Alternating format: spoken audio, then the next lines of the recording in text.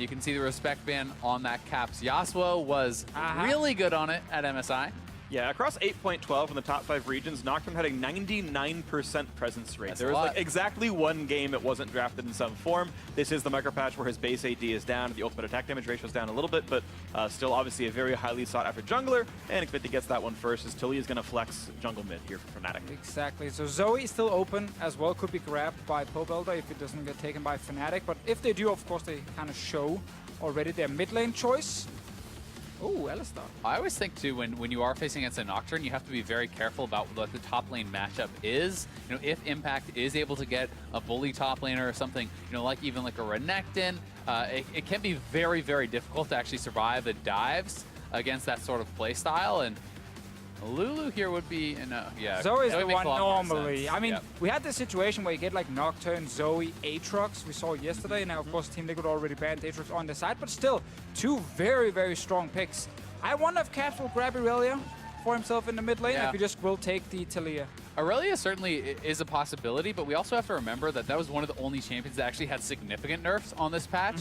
Was nerfed kind of across the board, took some hits, you know, on most of her abilities, but definitely is a very powerful counter matchup. Could also go Talon.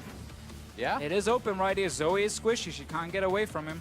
Yeah, if you want to move the Taliyah around right now. Of course, Fnatic are still opened up to do a potential funnel. We've seen a Taliyah funnel actually very recently over in the Pan-Asian Rift Rivals. And man, it sucked. It didn't do very well, but it did exist. He was equal on par with the other mainers. I'm saying it's great. I'm saying the option is there because we've seen it. Either way, a very standard comp for Team Liquid. If you've been not watching a lot of NA LCS, they've played exactly one non-standard comp. That was a Vladimir bot lane. Every other time, they have never run funnel. They've run marksman now in basically 6 straight games here.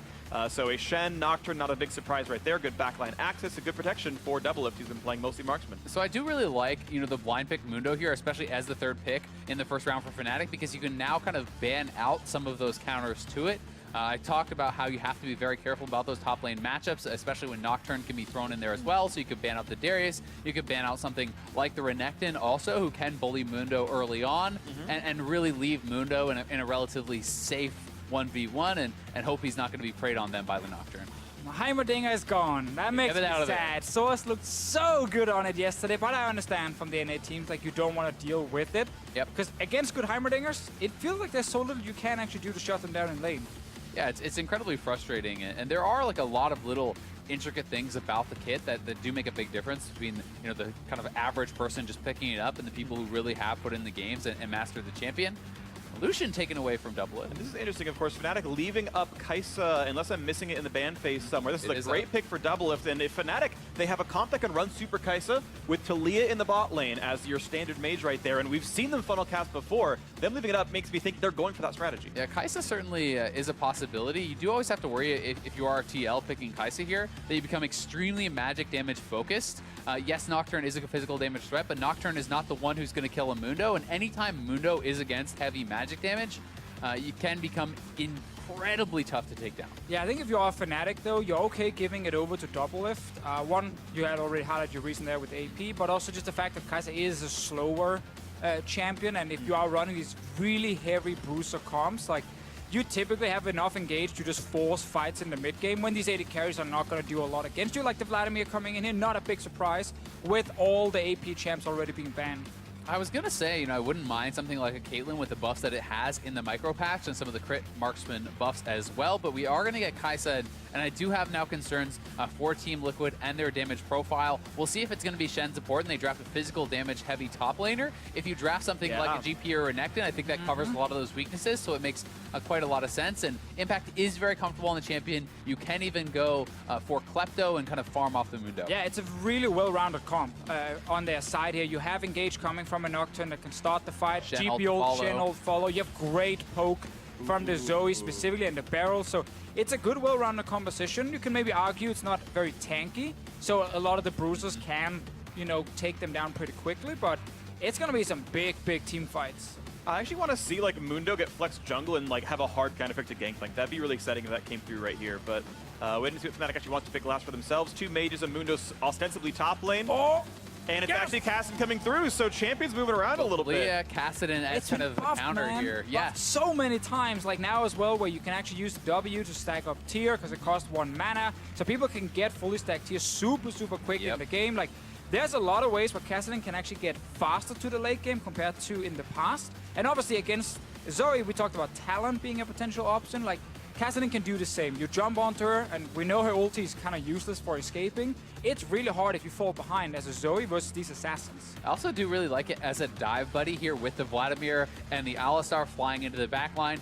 Alistar can actually amp that damage coming in from the Cassidon. If you are trying to burst down someone like the Zoe, like the Gangplank, like the Kai'Sa, they can be very vulnerable to that. That being said, I always look at compositions like this and do have some concerns for what does it look like if you start to fall behind? What does it look like if you are getting sieged on with Vladimir and Cassidon? They have some wave clear from the Taliyah, but a jungle Taliyah will not be enough. So I do think so much comes down to the early game here. It's going to be an exciting one to watch for as the coaches shake hands. And I know you guys talked about a little bit ago the chance of going too heavy on magic damage on the Team Liquid side. And even though the Fnatic squad is triple mages, the only hard tank is support Shen. So MR stacking does not seem that likely. Like, maybe you'll get Ma out of a couple of champions here, but these champions can still be burned through despite a single damage type comp for Fnatic. Yeah, I mean, it's not that they're going to see, you know, a tremendous amount of magic damage stacking, but the efficiency becomes a lot greater. You can see Kai'Sa pick up a later Banshee's Veil, and you can see the Ma on someone like Smithy, like Impact. You can see Merc Treads and early Locket and these sorts of things on Olay. So they can get pretty effective with their gold, but it will not be, you know, a kind of losing factor really there. Yeah, it's not the infinite health Mundo who just laughs at everything and goes where he pleases. So we are on to Summoner's Rift, ladies and gentlemen. The first game of the day. North America and Europe are tied 2-2 in the group stage. If you win the group stage here by the end of the day, you get basically counter pick of team in the extended best of 5 that takes place tomorrow. Team Liquid and Fnatic, the split winners, faced off at MSI. Fnatic came ahead in that matchup, and here's the chance at revenge for North America. And a small point, but worth pointing out, we didn't mention in the draft that, you know, TL did choose blue side. They actually were the ones who won the 2v2, so they had the advantage in that pick. And you know, with that, they got the first pick Nocturne. So I always kind of like to look at that and track how effective is this champion going to be. You know, did that advantage really pay off in anything?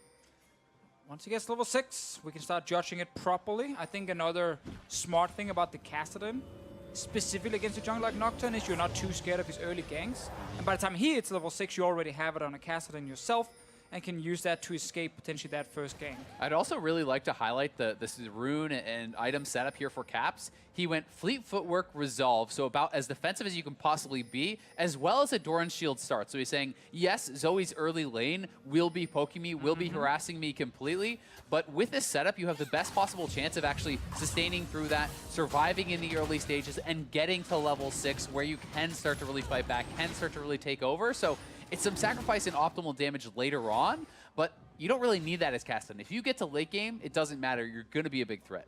Well, this is very interesting, actually. We've had some kind of desync starts right there. One thing I want to point out is Fnatic actually delayed their entrance to the bottom lane, maybe hoping they can lie about whether they leashed in the lane or not. But of course, Mundo did leash the red buff from the top side of the map and comes to lane late as well. His bot lane trade comes through and fairly equal trade of resource. But now Broxa already here to gank Pobos at level 1.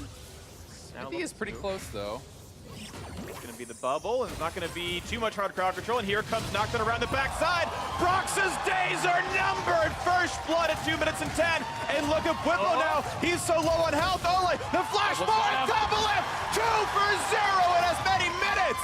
Liquid off to a huge lead. What a start from Team Liquid here. Pobelter baiting it in the mid lane, landing the sleep onto Broxa, and that's an easy first blood. And then they win the trade bottom lane. Vladimir only level 1 at the moment, and just Whippo, Hylissang, not a great start for them, and Broxa very greedy in the mid lane. Yeah, definitely the case. Hylissang trying to actually knock Olay into the turret, just barely doesn't get him in range there, and you know, we've seen this a lot. You know, people not respecting level 2 in bot lane, but here it is again. The Sleepy Bubble Trouble sets it up. Smithy is in position, flashes straight in, full commitment. And let's remember, he's ganking for a level 2 Cassidon. Like, there's almost no damage coming from him. That's the trade in the bottom lane here. Whippo could maybe just kept running away from the start, but he actually wanted to get a hit on Olay to see if he could kill him, and then Doublelift gets in range. And that was a beautiful taunt from Olay, setting that up at level 1, gets the double taunt through, drops the Ignite, and Mark's been looking pretty viable.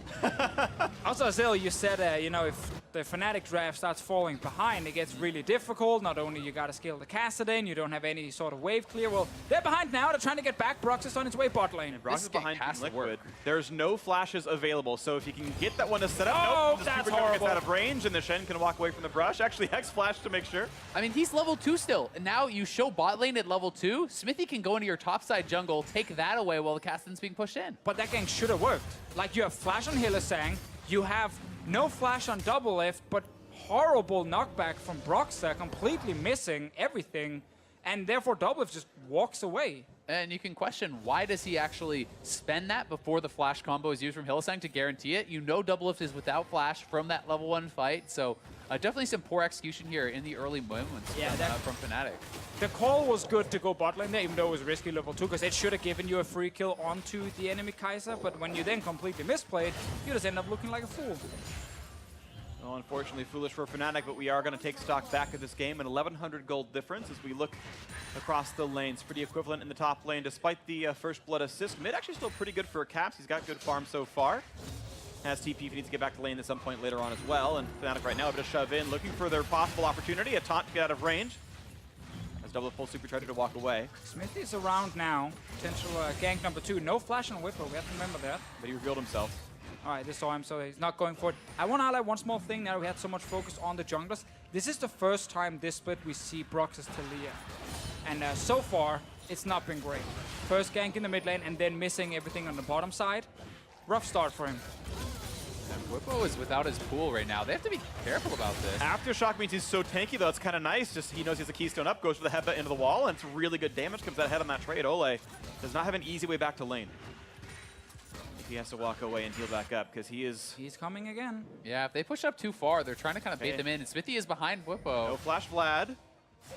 And they're going to go in for that champion itself. He's going to be feared up into the flash forward. They're going to get that kill. And oh, I know he taunts back. And he's going to stay out of range. Now here comes Kassadin. Caps his 5, but Whippo gets that kill first up. Another chase on a double lift. He's very, very low. One more hit. And Soaz shows up. The 2 TPs work out as Hylissang walks out. A great bot lane dive for Fnatic 2-0. Yeah, nicely played there by Fnatic. The double TP coming through. They're actually sending 5-man bot. They're going to try to commit and take the first tower, perhaps. You can always argue, is it worth it to TP for kills here? Well, they also saved one of their members, and if they get the turret or at least a ton of damage on it, it probably will be worth it now. But there is some free time for Impact. This is dangerous. Level Impact 5, is once again looking at a possible fear. This is a really good ulti across as well. Whippo, you have to try to get away from this one, but look at the damage up and back end. They've got 1-for-1 so far. The taunt lands though. Can they knock down Kassadin? Flashes away, tries to stay alive with that ultimate, but the Ignite is ticking down. And Ole gets that kill. 2-1 in that exchange. Team Liquid make it up. So in the end, TL get a bunch of kills. They saved the turret, but now they were the ones TPing down to the bottom lane here. Impact used both ult and his teleport.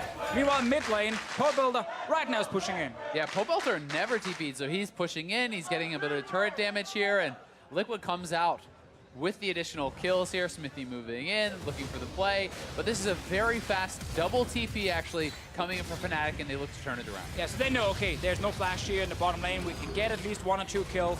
And then they also look towards the turret with Broxah, who's running from the jungle down to join the team. But because GB is ulti, and there's another TP coming in from double lift, well, in this meta, you can randomly show up with 3-4 members when people do not expect it and turn it around. Yeah, Whippo took a lot of damage there. Actually, the turret shot plus all the initial damage there from Smithy. Caps barely burning down to the Ignite, but you know, this is a good kind of counterplay to it. Overall, TL certainly comes ahead in the play, but I think it's good to see Fnatic being proactive and looking for plays after falling behind. Ooh, might get more fights here. Smithy's only level 5. How good's the fight going to be with Mundo in your face, though? It's going to be Gangplank maybe walking away, controlling for the tri-brush. Control ward's still there, and looks like it's Liquid able to sit on top of that red buff. And yeah, Kassadin seeds lane control, looking at his damage out, flashing forward, looking for the damage output, but I believe he didn't land the E. Ole stays alive. Hylissang pretty injured as well, and that's Whippo losing flash for not enough damage. And this is now Smithy at 6, so he can look for a gank. He steals the red buff away. Broxah does get 5, but Caps is on the roam again. Yeah, but remember the bot lane just used the flashes on the side of Fnatic. In case Smithy shows up, he can kill them. They're looking for something here. Fnatic level 5 on Whippo now. But look, Smithy's on his way with the Nocturne. And he's going to be in range for the ultimate pretty much right around now. It's about the disengage tools of Fnatic if they have Aftershock available and Sanguine Pool as their survival tools. Quick blue transfer, shouldn't be much of a problem here. That'll go to Caps without an issue on him. Ocean Drake is the first one of the game, so when some team gets complete control, they can start grabbing that for more resource gains. And he feels screwed bad. up. There we go. Force Pulse comes in. Just want another stack on his tier right there. Leash at least. That would be, that's the really awkward one. That's true. Nice start though. Like so many fights, especially around the bottom lane here. Everyone being involved. I think we've seen every single TP used towards the bottom lane already in this game here. We have Xmithy on level 6. We're waiting for that first ulti.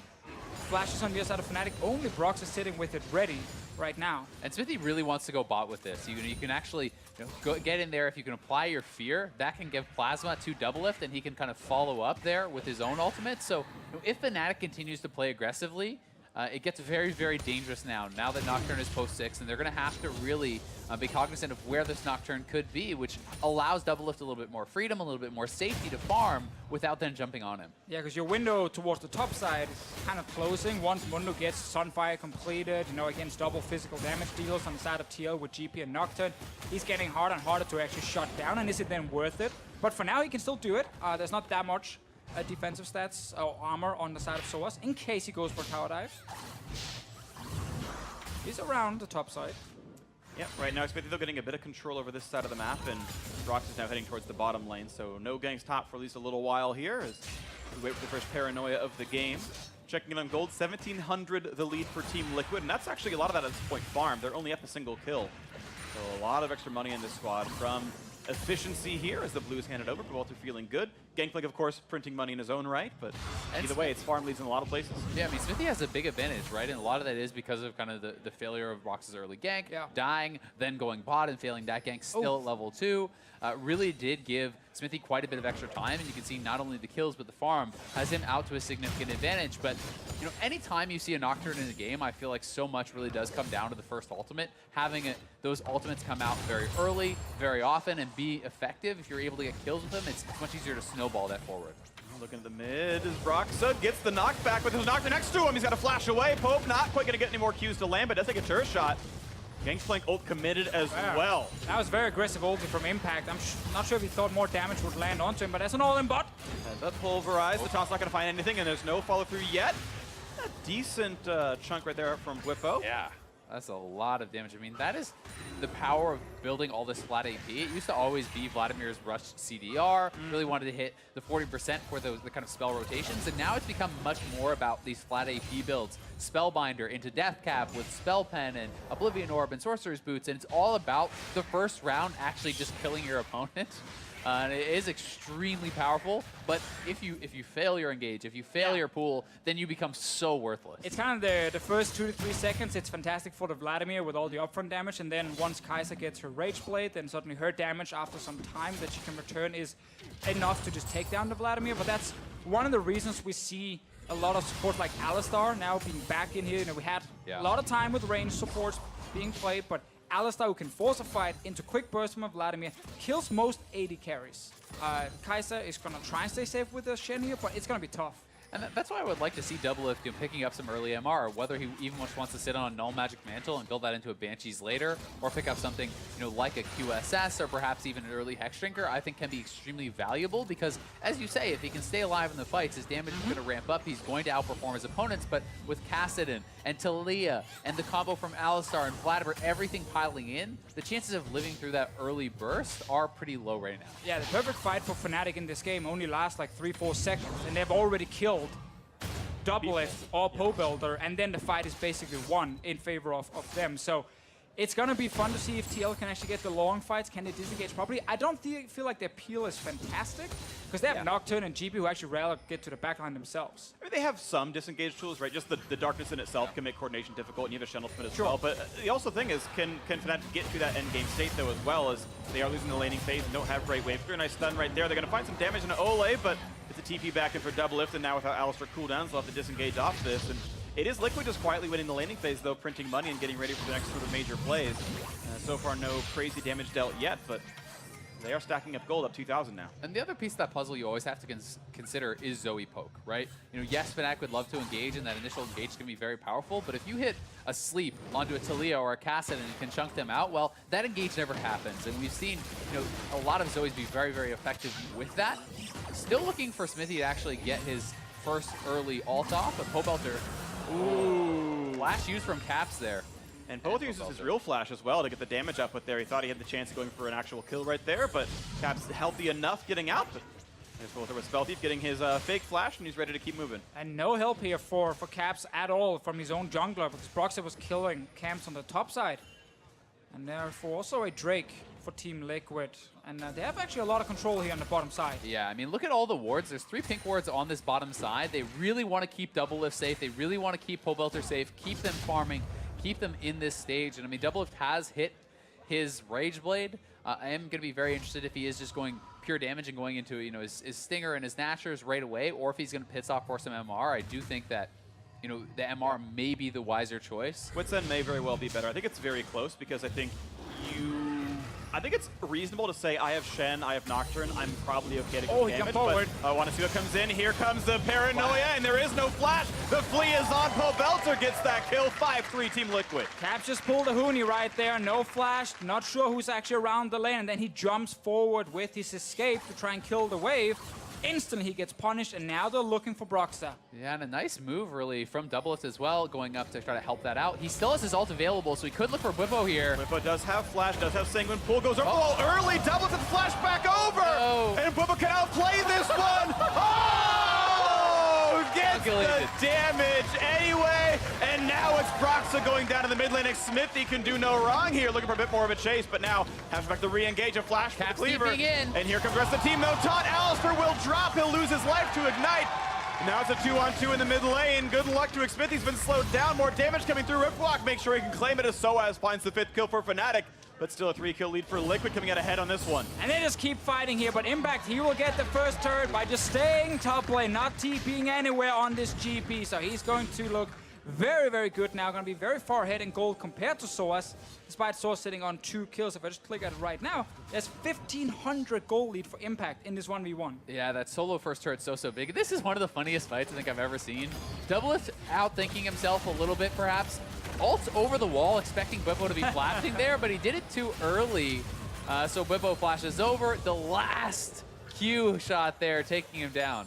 We'll watch this replay. I want to talk about that later, but this is the fight in the mid lane. We didn't see Zoe go down, but a great setup by Hylissang. So they all in, probably not expecting that Nocturne would still be in the jungle and could show up behind him. The moment he's there, after actually that sleep landed onto Broxah, that was huge because it made it easy for Xmithy to land his damage and take him down quickly. And of course, then Cap TP's in and is now a chase. 2 members taking him down. And good thinking by Olay there, realizing, okay, well, Smithy's probably dead, but I can actually get a kill here for free on the support. Camping out in the brush, not trying to taunt appeal. And there is Fnatic sneaking in this brush, going to be looking for Doublelift. They need to stay spread against the Alistar combo. If you are grouped up, you both initially get hit, it's going to be dangerous. Olay tanks the Tides of Blood. Everything's going to be okay. And this one is they wave clear, and no one's going for the dive just yet. Maybe as the wave resets. No, Liquid walks back. Well, while this happens, topside, there's a fight plus a Rift Help being taken by Team Liquid. So as long as they don't die bot lane here, yeah, they can lose a turret, but they will definitely get a turret in return from this buff. Yeah, and they are going to get that turret. TL playing very respectfully, knowing that Smithy is topside, knowing that they haven't seen Broxah. They are assuming that he is down there in the bottom lane, and they would be correct. So they give up the turret, but they get the Rift. The turret was low anyway, and as you said, they can look to try to go for a positive trade, and especially with Nocturne ult up, with GP ult coming up, if you can get a kill, you can potentially snowball that into 2 turrets.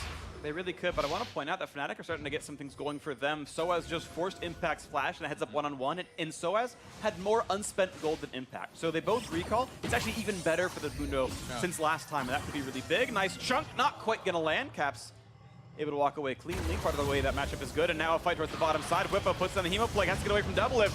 Nice taunt flash comes in. That will be the kill picked up. Make sure they can hand over the gold properly, and Doublelift 300 gold richer. Nicely done there, utilizing the Shen ultimate very, very well, and more fights potentially here in the mid lane. Hylissang, Just not got a headbutt range. Zoning. This very weird champion in the bottom lane from Doublelift, I believe they might be called AD carries, are currently beating the mage from Fnatic. Unviable. Definitely viable in this one here, because the Shen combination with Doublelift, that means that he's not afraid of getting bursted down. He gets time to just deal damage onto the Vladimir. Hex Flash, he's in range, but that Pulverize will be turning to sleep, looking. but that might not matter. And Noxman on the backside. Who else can show up in time? Not anyone, actually. That's one kill picked up for the stopwatch. Buys a few seconds. Broxa not gonna fall. Soaz tanks it as well. A huge lead. Fnatic pick up 2 kills. Impact almost getting the 1v2 kill there, but he actually overcommitted, couldn't get in range of Broxa. He could have just walked out with Soaz being in that stopwatch and, you know, just taking his victory as surviving. I'm going to turn that around and say Fnatic just got 2 kills for themselves, and we'll probably get a top lane turret as well. Big plays on their side because they were down. You know, they're looking at this Fed AD carry on the bottom side. They needed something to go in their favor. Top lane dive plus the kill mid. Yeah, very well played by Soaz, thinking as long as he possibly could. Impact, his eyes get big here. He's saying, I'm going to get the 1v2 kill, but chasing forward, couldn't get in range of Broxa, could have just backed off and kind of mitigated the loss there. Said it's a good win to survive. Instead, he tries to go for the big play and ends up falling short, so nicely done there by Fnatic. And Azale, you wrote out Magic Resist, Hex Drinker in the inventory for double lift. I would have thought Wit's End, but no, going for the shield power instead, and now going for Snatch. Yeah, and Smithy is almost going to be on a completed Maw. I just think this is very, very smart, building towards these item efficiencies. We're also seeing Impact go towards the Stormrazor. This is so powerful because the crit actually works on your barrels as well. So, you know, the 3-item spike can be so incredibly good from GP with that Stormrazor, with the Triforce, and potentially, you know, Asterix or even IE. And to the earlier point, a Banshee second for Pobelter, so it is going to be some efficient itemization. Again, no hard tanks. You can still burn through these champions, but again, efficiency pretty important here, as now we reset as the Ocean Drake is alive. Baron's up in 10, and Fnatic again look top. Yeah, they know they need to find some more picks here, especially with the Kassadin. They found one. He has teleport, but I don't know if he can channel or get him away in time. Gonna find Broxa, finds a little bit of damage there, but the rest of the party is here. He gets an orange, and the barrel gets killed off. It might not matter. He's trying to run. Riftwalk way faster than your legs can sprint. It'll be a trade for an Ocean Drake. Yeah, Fnatic trading the kill onto Kassadin. Specifically onto the Kassadin is important to highlight because Caps is the member who needs to get far ahead. So you can always assassinate the back line. And Caps is working well towards that. You know, quietly, he has been plugging away. He is up farm now on Pobelter. He has picked up 3 kills for himself. His Roa is stacking. He's going to be pretty close to that Archangels. And, you know, you stack that tier so fast that when he completes it, it's already going to be pretty much all done in the next couple of minutes. So that 2-item spike is going to be very big. When you get a Sheen on him, he can start to look for the split push, or even to start diving backline and looking for those kills. Still a very tense one here. A 3,000 gold difference. The Liquid are very slowly edging a bit of extra gold in their favor, and they've been getting those Drakes as well. Fnatic, on a great late game sort of scaling team, this Kassadin just needs to get through the laning phase, has done so pretty well. Individual gold-wise, he is the richest on his team and has more than pretty much anyone but this Kai'Sa and Gangplank on the Liquid side. So in a decent spot, honestly, is Caps. And all the buffs to Kassadin in 8.13 were AP ratios and scaling buffs. So his late game is better than it's been in a very long time. Yeah, his late game is very fearsome, but anytime you are Caps, you're still going to have to be very scared about jumping forward before you have your Zonias, because if you rift walk forward, the Nocturne ults onto you, the amount of turnaround damage there is still very big, and he is pretty squishy. But once you get that Zonias, you really do have a lot more freedom to play, and once your Seraphs is stacked up, that mana shield can really help to keep you alive in the fights. I also think just Soaz being 3-0 has actually been pretty huge for Fnatic because he's going to be very quick to this very unkillable Mundo. There's enough damage on the side of Team Liquid in the longer fights, but as we kept highlighting, you know, it's quick fights. Mundo just needs to stay alive for like 5-6 seconds, and then Fnatic should have killed someone. Yeah. Smart itemization, though, from Impact, as you're just highlighting there, still with the healing reduction. And I do think that players are starting to finally realize more the value of that healing reduction when they're fighting against these Vladimirs and Mundos and everyone. I'm seeing people pick up those Executioners early on, which does make a lot of sense. But Fnatic could go for a potential dive here. Decent damage. Smithy pushed away, and a flash out of double lift. I think he might have been in range of the seismic shove hitting him, so to burn that, but now Soaz on the wings. Of course, Mundo, not an easy target to chase away, and he's going to be fine on this one. Just reaching back up as Liquid now starting to be on the back foot. They're under their turrets defending, flashing away from skill shots, and Caps on the wings, could find some damage up over there, jumps forward, gets good damage across. Vladimir wants it as well, he's gonna be pulled, dropping down, needs a shut up, but he's still gonna die. And now into the back lines they go, 5v4, can they find it? The kill's gonna come across Smithy, and Impact pick up 1, they get another trade, 2-1 so far for Liquid. As they flash away, Double getting a 3rd kill, and now it's Soaz and They can chase them down here. Just left alone. The ultis have timed out. Double wants in, but doesn't have the ult to follow through. They're gonna look instead at the mid lane, look for tier 2 on this one. I mean, we're only 20 minutes into the game, and Fnatic are diving between between two turrets here going for the kills. They saw an opening when Pobelter dropped low, but they completely forgot about Doublelift. And yeah, Pobelter is not the most important member on this team. I would say Impact and Doublelift are going to be more effective in those long fights. So Fnatic giving up a lot there, will lose their inner mid turret. And definitely a big price to pay this early on. That is huge. They got the opening pick, but they overcommitted to the 5v4. And Team Liquid now up a solid 5,500 gold. Able to reset and buy those items pretty conveniently. And Team Liquid felt forced to stay around mid lane because whenever they went to side lanes, a Casterlin or Talia would just show up and assassinate them, and they wanted to just defend. Fnatic forcing the fight here is really not necessary, but because they see the low Zoe, they're like, yes, 4v5, let's do it. But look at Kai'Sa to the left. Gets out of all the CC, and now she can just return and deal damage. Yeah, and Tracket's ultimate, the nice ultimate over the wall, utilizing those plasma that were onto Caps, moves him out of danger from Soaz and Whippo, allows him to pick up those 2 kills, and really getting to a very strong point now. Nasher's completed as well. Probably also going to see Impact being towards the top in terms of damage done in that fight. I think the ulti landed on all 5 members for the entire fight from that GP. And that is triple Hexdrinker now for TL, so they really are, looking dollar for dollar at the magic resistance, saying this is incredibly effective, and I do think that it is very intelligent. We may see, those upgraded eventually, QSSs and things being picked up, but Impact has to be careful because he is being preyed on a little bit in the side lanes. Fnatic has been looking for it. And I also need to be careful about the Baron, because they're 2 members bot lane at the moment. Flash in for this one. There's not an easy way out for Impact. Losing the first barrel, Luck's going to find much of anything. Going to try to run the move speed, but another Riprock's available. He's going to have the damage, and there's the kill picked up in the 2-on-1. But now double TP for Fnatic. They can go straight to the Baron here at 4v5. TL's going to back out. Try to smite. They're going to find a bubble on this one. They're going to try to burn down Cassidy and Moon. They got one so far, and the jump forward. They might have this one. Caps' days are not, but he's going to get dropped out right there. That was so clean from TL. The immediate taunt as Mundo comes in, bursts down before having any chance to survive. No ultimate available. They pick up Caps as well. And TL outplaying Fnatic across the map. They just got double TP blown right there. Fnatic's plan was to kill the bottom lane GP, go straight to the fight, and have people ready. But Hylissang was not close to the Baron. He couldn't get in time. And that meant suddenly it was actually 2 members only from Fnatic fighting against all of TL. Exactly. I mean, Fnatic thought that they could go for the pincer move, collapse from both sides and kill everyone. Instead, TL pulls off, attacks the weak side with the 2 members in a 4v2, and the rest of Fnatic was not grouped up. They could have played this more slowly. They could have TP'd to a ward, perhaps closer to their team. Instead, they commit to this, and TL goes straight for the fight. But also missed calls here from Fnatic. Honestly, 2 of the members walked behind the Baron to just put a ward over when the call was, let's fight them, we're TPing in, so they were not close. Round 2, control wards in for both teams. Whippo tunnels himself in, but actually slightly cut off the Cassidy.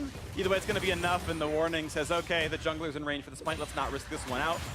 Broxton does have his flash, and has been a good smiter from what I can remember of international competition. Xmithie, of course, great in his own right, but discretion the better part of Valor here. They're going to back off. Cloud Drake available. And I want to see if they wait until 29 minutes to kill it to force an early Elder spawn. Kind of interested to see Olay actually go for the early Knight's Vow instead of something like a Locket. I really think would have been actually a lot more effective against all this magic damage coming out, all this AoE. It is arguable, but living through that initial burst with the Locket, with the Moss Shield, with all these things can be very, very effective. And I think Doublelift is now going to work his way towards a Banshee's Veil also. So really looking for maximum efficiency. And it does get tougher and tougher for Fnatic unless they can kill someone instantly at the start of the fight. Yeah, and I think that's why he's going Knight's Vow, because he only cares about the one guy, which is Doublelift. He's also probably going to ult to Doublelift with the Shen and just say, I need this guy to survive. Might be more effective for the entire team with the Locket Shield, but as long as Doublelift is there, he's extremely fit on the Kai'Sa. Fnatic, they just run out of damage after the initial engage. Yeah, and with Caps, itemizing towards this Lich Bane third, still no Zhonya's. So while he is going to do an incredible amount of damage, he's so vulnerable himself. And we have seen TL always turning towards him as he goes in. Yeah, they're actually trying for a pretty big play here, Fnatic, but just a little bit afraid of this one. Impact, he burns the ultimate to scout out and says, okay, yes, they were hitting it. People are around, but cuts out this one. So Fnatic had the kind of the option of looking at that rush as TL had put so many players on the right side of the map, but no punish. TL's just going to shove mid here and look to actually force Fnatic to come to them. And this is the right choice. So you get mid lane priority, then you can go over to the objectives and really kind of reestablish your vision control. So TL playing calmly, does have the 3 dragon advantage. And in these extended poke trades as well, the double ocean can become pretty big. So having that on the side of TL, allowing Zoe to get that poke and then try to heal back up from any traded damages, potentially could be big. Right now, Fnatic kind of running out of space. I mentioned in Champ Select, wave clear's not great. Sieging could work pretty well. 6 turrets already gone, means only the inhibitor line and the turrets in front of those left up as TL can go between mid lane, top lane, bot lane, and of course that Baron Nashor is going to pull their opponents apart. Minion wave should be in their favor. All of them can wave clear quite quickly. Fnatic's only way back is fighting. It's not going to be sit back and try and stall the game here by wave clearing. No. It's going to be looking for TL to start a Baron, and then you can engage from 2 different angles. Or if TL is trying to push forward in one lane, you look for the flank. Hylissang's flash is available, which is huge for the start of the fight. Sadly for him, every single member on the side of Team Liquid can actually flash away when he goes in. Not getting rid of the mid wave. Broxah gets found out, but that's not going to be a jump you want to go for yet as the Kai'Sa. Nice by Ole pulls the wave, no turret damage, and quick farm goes over. Bit of damage there, and actually, Caps puts in quite a lot. Nice rip block way gets out from Oleg. Actually flashes for that one. Yeah, I mean, that's the flash. That's really not worth it. He goes in, he gets a bit of poke, and he has to trade out his flash. No Zhonya's, no flash. Caps is going to be so vulnerable in the next fight, and perhaps overestimating how much damage he could get done there on his double lift, but maybe so. Maybe he was hoping he could like burn a flash out of the Shen or something most and likely, trade, yeah. But of course not what happened there. And down a summoner, Cassim, one of the most resilient to that at least. As Team Liquid now play for this top jungle control. A couple of control wards in their midst, and plenty of invisible ones now taking over vision as well. Liquid see a lot around this red buff area. That is step 1 for Baron, is don't let them walk up to it. And so far, that is just darkness for Fnatic. Just got level 16 for Caps here. Big power spike for him, but no way of staying alive if he gets CC'd by a taunt or if he gets, feared by Xmithy. Team Liquid are pinging around the Baron. They have so much control on the top side. Yeah, they really do. And one of the things that they're going to have to do a good job of calculating is actually how many shields there are for Doublelift. It's 600 plus from his ultimate shield, 350 from the Maw. There's hundreds of shielding as well from the Shen ult, and they may just be getting this Baron. It looks like it's gone. Fnatic are too late. Wait. Control played too well. The spike comes in, and Liquid grabbed that one without contest, and that was 6 minutes in the making, playing for vision, playing for waves, and that was the effortless Baron, the result of all their hard work. And that's the Banshee's completed now for Doublelift. He is, on 4 items complete. So much magic resist in the tank here, and he is becoming so damn hard to kill. There is 3 Maws completed on this TL squad. There are no really easy targets anymore, and the amount of shielding means Doublelift is almost always going to get to that ramped up phase to live through the initial burst, unless Fnatic can have a perfect engage, unless they can catch him in a combo and fling him in everything at once. I don't see how you kill Doublelift in a reasonable fight. Well, you're going to hope for an unreasonable one. That's what you're going to play for, Yeah. right? Is try to find those crazy openings where you can poke off the Banshee's Veil shield. Whipple gets the full charge. He's got the 100 stacks there on the Spellbinder's Orb, and like that burst can exist. Like everything lines up, you do get that amount of burst, but that is the stars must align. Yeah, I also think Fnatic really want to wait just a couple of minutes for Void Staffs to be ready. You can see both on Whippo and Caps, they're building towards them. No flash on the Cassidy. Sleepy Talia, but able to walk away. Woke up by the Dustbringer. Yeah, and I mean, he is woke up, but he's still down to half HP, and this is one of the kind of X factors that I was talking about with this composition. You have the Zoe poke, and anytime Zoe is able to catch Broxah or catch Caps with that poke, it is going to be so meaningful. It makes it so that they don't get to then engage those fights, or they're very vulnerable if they do. Because if you are engaging a fight as a half HP Talia, well, that's a one-shot from this Nocturne with a level 3 ultimate. Yeah. Looks like Drop Portal coming through for Ole. I do believe that's the build path in this day and age. Of course, Banner of Command no longer in the game, and you can find something else to summon minions to knock turrets down. The crowd partially cheers for Banner removal. Don't disagree for what it's worth. Or they miss it. Who knows? Who knows? I say their favorite words. Nathan Fillion and Firefly. Woo! You know, that kind of thing. But thank you, my kind of audience. Either way, though, turret's now under siege. Baron buff is on, and Fnatic have to defend right here. And it's always an awkward spot when you're trying to defend the base at this angle, because GP can be looking for barrel chains over the wall. They have the pink ward to actually set up for that, and TL pushing him from multiple sides. Ooh, that poke. Yep, no shoves back. Doublelift able to walk away pretty cleanly. And that's Hylissang's ultimate down, so now he really can't engage without it being a one-way trip. Aftershock not going to keep you alive against as much damage, that's for sure. As poke comes back and forth, Cleaver's thrown, another chance to shove, for the cannon minions, and Fnatic have weathered the first few minutes of the Baron buff now. 50 seconds left. That's 2 waves. We have Void Staff number 1 here for Caps. Number 2 should follow very soon for Whippo. They might only get 1 fight on the side of Fnatic, and they have to win it. They're TPing in behind. This could be it. Coming. This is the play. The flash pulverize gets 2 in the back line. He pops the hourglass, and now it's cast in the back line. Looks at the damage of Poelzer. He just can't make it happen. Double shuts them all down. 2 for 0 impact, running for dear life, and he's gonna stay alive. Whippo falls as well. A double kill for the lift himself, and it's now Soaz trying to get it, but the fear is on. The back line is there. A triple kill for the Kai'Sa, and Soaz is going to drop for this one. The base is left open. Liquid able to run it home. Not even close to enough damage there for Fnatic. The desperation play comes in, but they will fall, and TL are going to take this one. Soaz makes it interesting, but 19-10 the kills. The minions are there. Fnatic are dead, and as Baron runs off, Liquid get the first edge in the group stage for North America. 3-2 the current standings as Liquid get revenge for MSI. That's such a big one here for North America, because they know you've got to look towards Team Liquid if you want to guarantee some of these wins here. They take down Fnatic.